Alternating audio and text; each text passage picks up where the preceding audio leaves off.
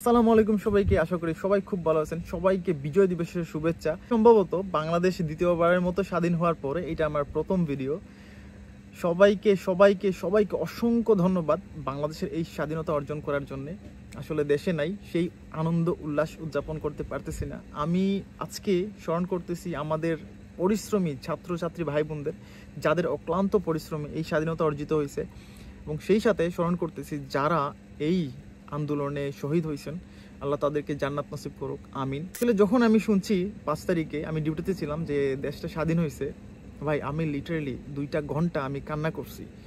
অবশ্য আমি জানি সেই কান্না আসলে সুখের কান্না ছিল না। আমার কাছে মনে হইতেছে যে আমি একজন স্বাধীন দেশের নাগরিক।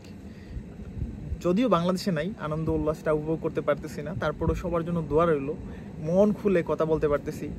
ভিতর থেকে মনে হয়েছে এই 10 বছরে আমি এমন আনন্দ পাই নাই, এই 10 বছরে আমি আমার বাক স্বাধীনতা পাই নাই।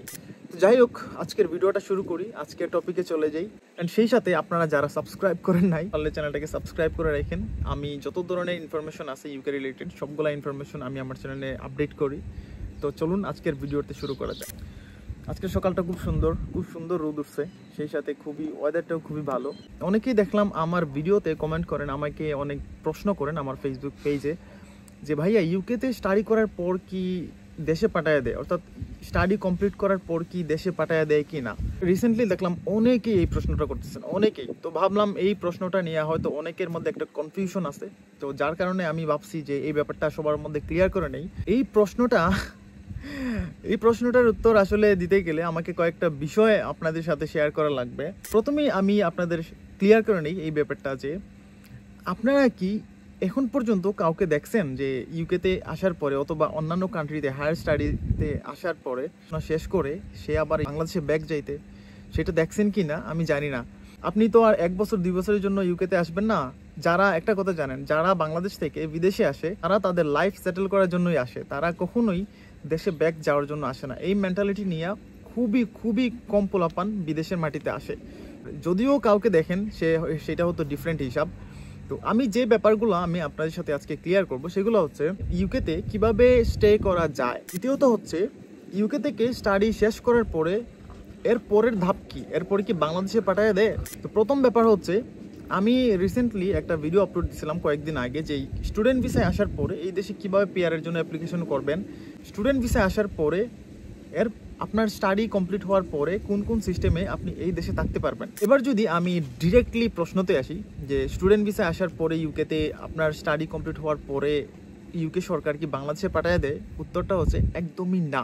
ওরা কখনো আপনাকে বাংলাদেশে পাঠিয়ে দিবে না। এর প্রধান কারণ হচ্ছে, দেখেন ইউকেতে যারা আসে বাংলাদেশ বা অন্যান্য কান্ট্রি থেকে ইউকেতে যারা আসে তারা কিন্তু মেধার জুড়ে আসে, তারা কিন্তু এমনি আসে না। ওনাদেরকে যাচাই বাছাই করে তারপরে কিন্তু ইউকে গভর্নমেন্ট ইউকেতে নিয়ে আসে।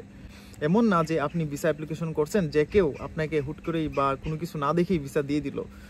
তো আমার মতে হচ্ছে মোস্ট ট্যালেন্টেড পার্সনদের ইউকেতে নিয়ে আসে, যারা কর্মী, যারা কর্মঠ, যারা পরিশ্রমী, যারা হচ্ছে মেধাবী, তাদেরকে ইউকেতে নিয়ে আসে। এবং এই মানুষগুলা আমাদের মতো স্টুডেন্ট যারা আছে অথবা আরও যারা আছে, এই মানুষগুলো হচ্ছে ইউকের জন্য সম্পদ।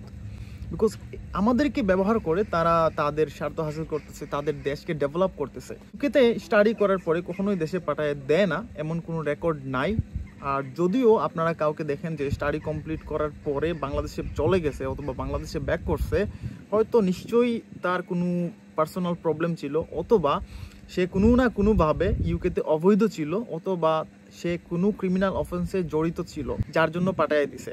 এমনিতে নর্মালি আপনি যদি লিগ্যালভাবে ইউকেতে স্টাডি কমপ্লিট করেন, আপনাকে কখনোই ওরা দেশে পাঠায় দিবে না। ঠিকই আছে যারা ইউকেতে স্টাডি কমপ্লিট করার পরে তারা তাদের ডিসিশন চেঞ্জ করে নেয়, সেটা একান্তই আপনার ব্যক্তিগত ব্যাপার, আপনি কি করবেন।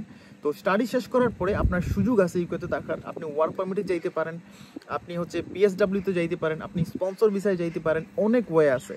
তো এখন অনেক স্টুডেন্ট দেখা গেছে স্টাডি কমপ্লিট করার পরে অন্য দেশে চলে যায়, অনেক স্টুডেন্ট আছে স্টাডি কমপ্লিট করার পরে স্পন্সর জবে চলে যায়, অনেক স্টুডেন্ট আছে স্টাডি কমপ্লিট করার পরে সে বাংলাদেশে চলে যায়, এটা তার একান্তই ব্যাপার।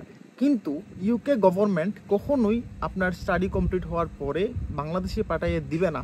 তারা আপনাকে সুযোগ দিচ্ছে ইউকেতে থাকার, এখন সেই সুযোগ যদি আপনি অ্যাকসেপ্ট করেন, দ্যাটস বেটার। আপনি সেটা আপনার ইচ্ছা, আপনি অ্যাকসেপ্ট করলে করতে পারেন, অ্যাকসেপ্ট যদি না করেন আপনি চাইলে যে কোনো কিছু করতে পারেন, সেটা একান্তই আপনার ব্যাপার। যারা এই প্রশ্নগুলো আমাকে করেন যে ভাইয়া ইউকেতে স্টাডি করার পর কি বাংলাদেশে পাঠিয়ে দেয়, সেটা হচ্ছে কমপ্লিটলি নট। ইউকেতে স্টাডি কমপ্লিট করার পরে আপনার এখানে থাকার ইনাফ সুযোগ আছে, আপনি চাইলে থাকতে পারবেন, চাইলে থেকে পিআর পাইতে পারেন, থেকে লিগ্যাল হইতে পারেন। বাট এমন কোনো রেকর্ড নাই যে ইউকেতে আসার পরে বাংলাদেশে মানুষ ব্যাক গেছে, খুবই কম। এর ভিডিওটা এই পর্যন্তই। আমি জাস্ট এই প্রশ্নের উত্তরটা ক্লিয়ার করার চেষ্টা করছি আপনাদের সাথে। তো নেক্সট ভিডিও পর্যন্ত ভালো থাকুন, এবং এই ভিডিওটা ভালো লেগে থাকলে ভিডিওটাতে লাইক করে দিতে পারেন, এবং এখনও যদি আপনি আমার চ্যানেলে সাবস্ক্রাইব করে না থাকেন চ্যানেলটাকে সাবস্ক্রাইব করে রাখতে পারেন। সো দেখা হবে পরের কোনো ভিডিওতে, সেই পর্যন্ত ভালো থাকুন। আসসালামু আলাইকুম।